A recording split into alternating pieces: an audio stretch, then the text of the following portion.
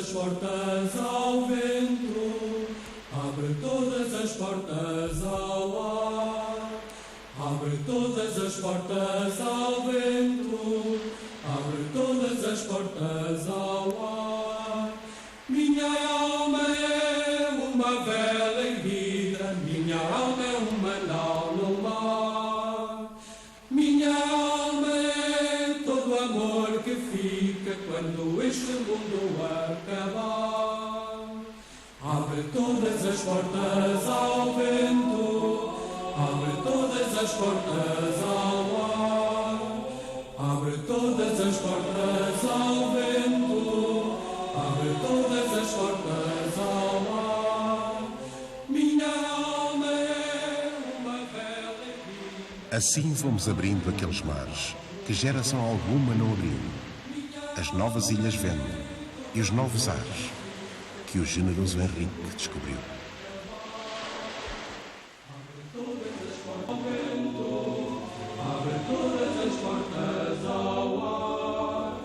Abre todas as portas ao vento, abre todas as portas ao ar. Minha alma é uma vela erguida, minha alma é uma nau no mar.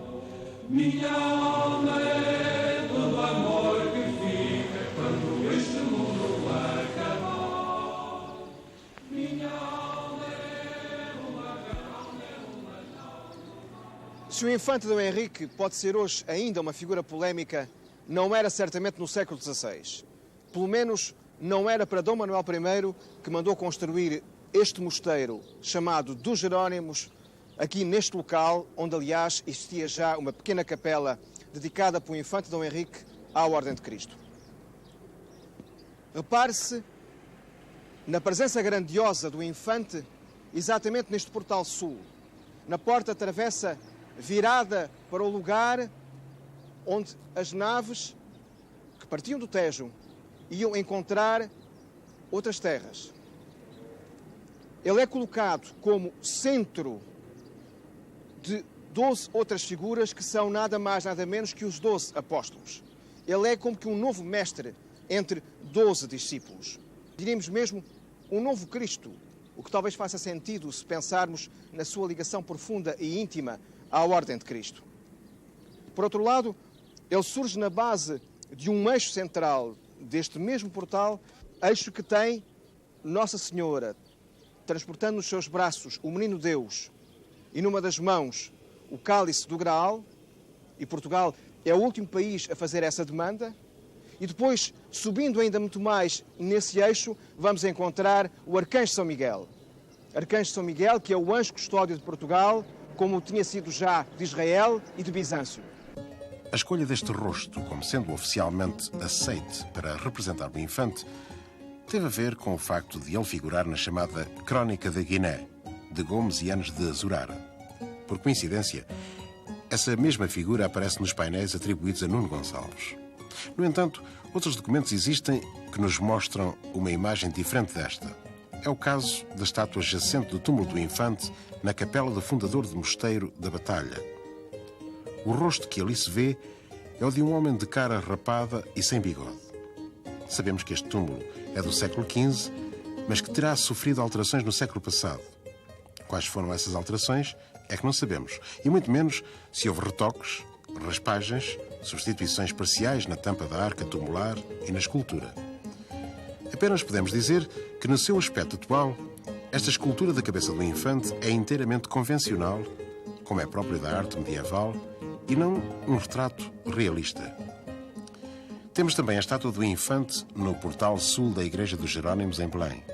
Aqui, Dom Henrique aparece-nos com cabelo, barba e bigode abundantes, talvez mostrando como cavaleiro monge. De facto, se ele nunca fez os votos de qualquer outro membro da Ordem de Cristo, a verdade é que viveu sempre como tal e morreu com o cilício a cingir-lhe as carnes por baixo das vestes que cobriam um corpo imponente. E quando vemos outras imagens do infante feitas em Portugal ou por artistas estrangeiros nos séculos seguintes, descobrimos que o rosto que prevalece é o do infante homem de barba, como o dos Jerónimos. Foi baseado neste facto que alguns investigadores contestaram a adoção oficial feita em 1960 do chamado Homem do Chapeirão Grande. É subejamente conhecido o facto de a custódia de Belém ter sido cinzelada com ouro proveniente de Calcute. Não é, porém, tão conhecida a circunstância de o Mosteiro de Jerónimos, as obras iniciais do Mosteiro de Jerónimos, terem sido custeadas com os proventos obtidos com a venda da primeira pimenta trazida da Índia. Ora, este detalhe, aos nossos olhos, porventura curioso, mas insignificante, revestia-se na época de uma importância extraordinária. Porquanto, segundo uma tradição veiculada pela Carta do Pré-João das Índias, a colheita e preparação da pimenta eram prerrogativas exclusivas desse monarca cristão do Oriente, monarca também responsável pelo envio a Belém para adorarem o Deus menino ali nascido, dos reis magos, os efetivos patronos deste convento, sagrado dia da Epifania, isto é, 6 de janeiro, festa dos Santos Reis. A despeito do pendor nitidamente mercantil, assumido pela empresa marítima sob o impulso de Dom João II, o afã proselitista que a caracterizara até à morte do infante Dom Henrique, em 1460, não esmoreceu, sendo detectável, na atuação da maior parte dos agentes da coroa que a memória coletiva lembra como grandes portugueses e a iconografia da época apresenta como iniciados nos mistérios do templo. Esse sentir é patente nos Gamas, e nomeadamente em Vasco da Gama. Se não bastasse o também iniciado Luís de Camões tê-lo alçado à contemplação da máquina do mundo, teríamos de o afirmar a confirmação plausível nos frescos revelados há alguns anos no Palácio de Évora, que se diz ter-lhe servido de residência. Aquilo que mais os notabiliza é um dragão com 7 cabeças rodeado por animais e plantas de diferentes espécies e defrontando uma pantera. Eis-nos, pois, perante o combate escatológico que assinalará a vitória de Deus, a pantera, sobre o Anticristo, o dragão do Apocalipse. O corpo deste representa todos os réprobos e cada cabeça um dos grandes perseguidores da Igreja. As 4 primeiras cabeças retratam Herodes, Nero, Ário e Cosdrói, rei da Pérsia. A 5ª é de Mesomotos, rei da Babilónia. A 6ª, a do rei dos turcos, Saladino. E a 7ª, a daquele que propriamente se denomina Anticristo.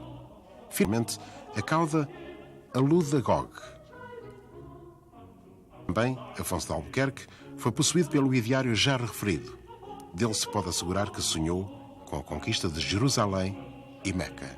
Concebeu, para o efeito, um audacioso plano destinado a neutralizar o sultão do Egito, potência militar regional e único obstáculo capaz de lhe desfeitear o projeto. Não fora ele desdenhado por Dom Manuel e é indubitável que acabaria por concretizá-lo. Para tanto, preparava-se para fazer definhar o Egito, pois tencionava desviar o curso do Nilo para o Mar Vermelho. Desconhece, com exatidão, o papel desempenhado por João Alemão, franciscano espiritual e confessor do vice-rei, na definição de tal projeto. Todavia, não oferece dúvidas que a sua influência motivou Albuquerque. Nos seus escritos, esse frade desenvolve todos os tópicos do joaquimismo: exaltação da pobreza, condenação dos ricos e poderosos, vinda do Anticristo e era final da gloriosa paz. Gomes e Anos de Zurara, na sua Crónica da Guiné, tem um capítulo que ele intitula No qual se mostram 5 razões porque o senhor Infante foi movido de mandar buscar as terras da Guiné. E depois de explicar quais essas 5 razões, ele acrescenta o seguinte: mas sobre estas 5 razões, tenho eu a 6ª, que parece que é a raiz de onde todas as outras procedem. E isto é, inclinação das rodas celestiais, que, como eu escrevia não há muitos dias em uma epístola que enviava ao senhor rei, que posto que seja escrito que o barão sabedor se ensenhoreará das estrelas e que os cursos dos planetas, segundo boa estimação dos santos doutores, não podem impecer ao bom homem, manifesto é, porém, que são corpos ordenados no mistério de Nosso Senhor Deus e correm por certas medidas e a desvairadas fins, reveladas aos homens por sua graça, por cujas influências os corpos mais baixos são inclinados a certas paixões. E se assim é, falando como católicos, que as contrárias predestinações das rodas do céu por natural juízo, com alguma divinal graça se podem estorvar, muito mais de razão está que as que proveitosamente predestinadas forem, por essa mesma graça, não somente seguirão seu curso, mas ainda se acreditarão muito mais. Porém, vos quero aqui escrever como ainda, por pungimento de natural influência, este honrado príncipe se inclinava a estas coisas. Isto é porque o seu ascendente foi Áries, que é a casa de Marte, e é a exaltação do Sol. E seu senhor está em a 11ª casa, acompanhado do Sol. E porquanto o dito Marte foi em Aquário, que é a casa de Saturno, e em casa de Esperança, significou que este senhor se trabalhasse de conquistas altas e fortes, especialmente de buscar as coisas que eram cobertas aos outros homens e secretas, segundo a qualidade de Saturno, em cuja casa ele é. E por ser acompanhado do Sol, como disse, e o Sol ser em casa de Júpiter, significou todos os seus trautos e conquistas serem lealmente feitas e a prazer de seu rei e senhor. O texto é longo, mas é extremamente curioso, pelo que mostra de interesse pela astrologia nesta época do infante Dom Henrique. Nós fomos ter com um estudioso das coisas da astrologia, nosso contemporâneo, Paulo Cardoso, que é, aliás, alguém que se tem debruçado atentamente sobre a astrologia de caráter histórico, tal como ela aparece na obra inédita do Fernando Pessoa. E nós íamos pedir exatamente ao Paulo Cardoso que nos explicasse como é que todas estas coisas se encaixam naquilo que nós sabemos ou julgamos saber do infante Dom Henrique. Ora bem, em relação a tudo o que vem, eu tenho aqui no ecrã, tenho aqui justamente o horóscopo do infante Dom Henrique. É verdade, todos esses pontos que referiu em relação ao horóscopo, quer o ascendente Áries, como se vê, como o facto de Marte estar na casa, na 11ª casa, exatamente, o Sol também está a acompanhar Marte na 11ª casa. Isto quer dizer, portanto, que todas essas referências que aparecem na crónica, elas realmente são verídicas, vamos lá, hoje em dia, com a astrologia que nós podemos fazer através de um computador, acabam por se confirmar todos esses valores que, na altura, eram feitos através de efemérides, de cálculos imensos. Portanto, isto, no fundo, é o horóscopo do infante Dom Henrique. Portanto, neste horóscopo estão presentes, de uma forma mais notória, 3 energias. Essas 3 energias são, por um lado, a energia Carneiro, que tem a ver, e Carneiro tem a ver com, é o primeiro signo do zodíaco, tem a ver com a primavera, e daí o irromper de uma energia nova, de uma força nova. Portanto, e Marte, que é o tal regente apontado por Zorara, o tal regente de Carneiro é um planeta de fogo, de ação, de conquista. A outra energia presente é a energia de Aquário, portanto, e Aquário cá está a sensibilidade e a noção da universalidade do homem. Vamos lá, a sua atração já para valores universais e cósmicos mesmo.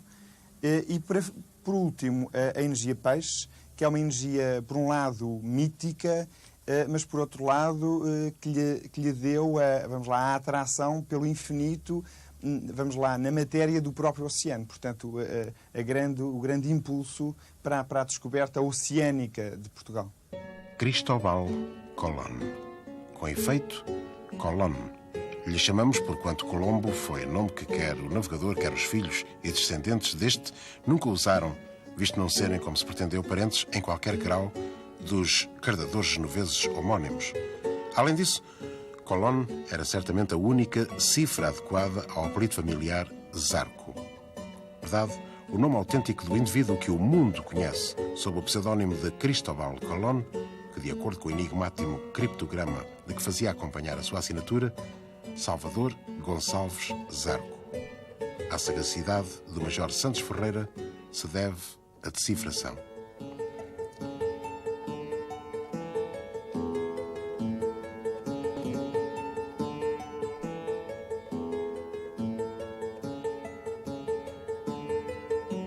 Efetivamente, Cristóbal Colón, aliás, Salvador Gonçalves Zarco, foi descendente do primeiro donatário da Madeira, João Gonçalves Zarco, tendo tido por progenitores uma neta deste, ou de um seu irmão, e o infante Dom Fernando, herdeiro universal do infante Dom Henrique e irmão de Dom Afonso V, portanto, tio de Dom João II, de quem Colón era primo.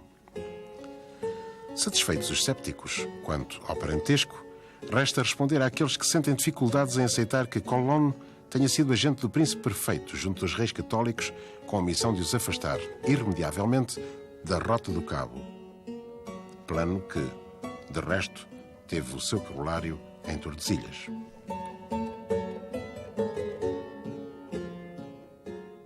A esses proporemos apenas uma questão.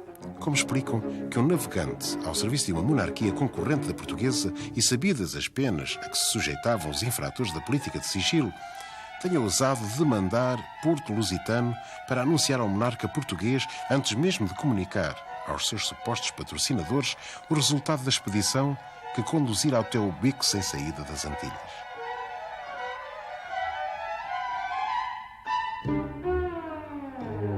Ainda hoje continuamos a ignorar muitas das circunstâncias que rodearam a vida e a ação do infante, assim como as condições em que decorreram os descobrimentos.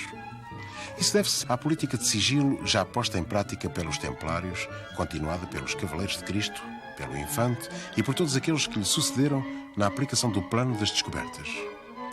Vemos a Jaime Cortesão o sublinhado posto nessa política de sigilo. Ele demonstrou que essa preocupação tinha sido seguida em quase tudo. Na caravela,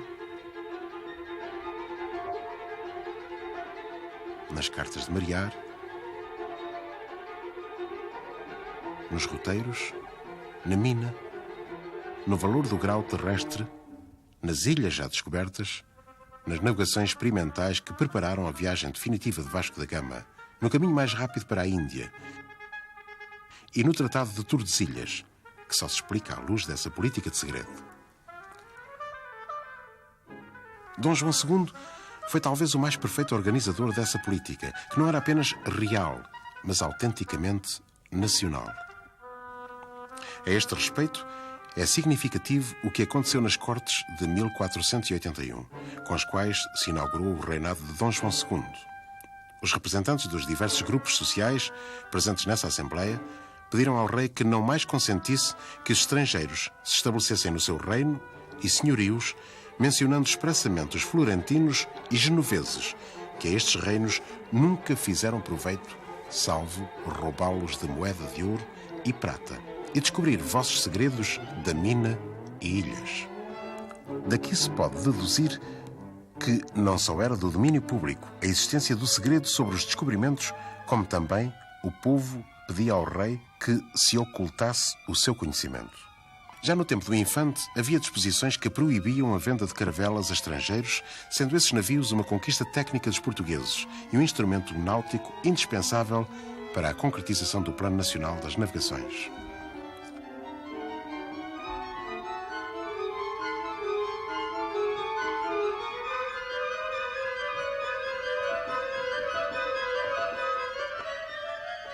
Por outro lado, sendo os roteiros, livros de bordo, relações de escrivães e cartas de marear considerados material secreto, todo o espólio do infante relativo aos descobrimentos foi cuidadosamente preservado dos olhares indiscretos, nem sequer aparecendo no inventário dos bens deixados por Dom Henrique.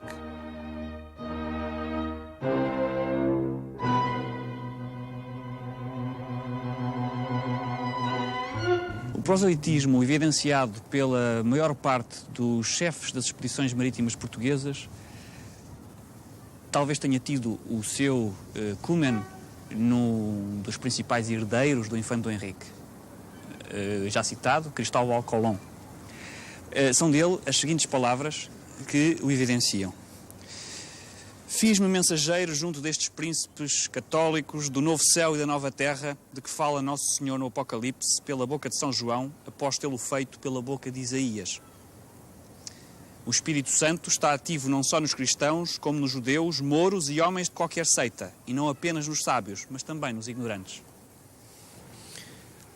É este aspecto que nos importa realçar, porque tem havido muitas interpretações da figura do infante, interpretações historicistas, mais ou menos económicas, mais ou menos materialistas, diversas, importantes, mas que não podem ser exclusivas.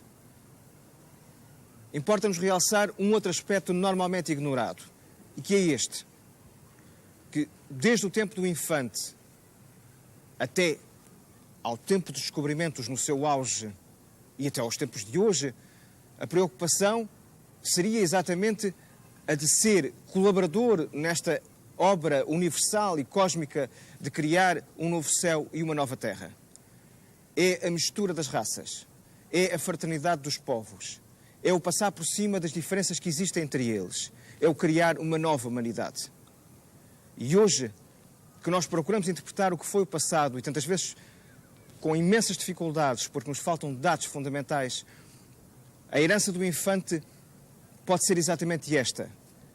Tentarmos hoje ainda ser colaboradores nessa criação de um novo céu e de uma nova terra. Abre todas as portas ao vento, abre todas as portas ao ar, abre todas as portas ao vento, abre todas as portas ao ar. Minha alma é uma vela erguida, minha alma é uma nau no mar. Minha alma é todo amor que fica quando este mundo acabar. Abre todas as portas ao vento, abre todas as portas ao ar, abre todas as portas ao vento.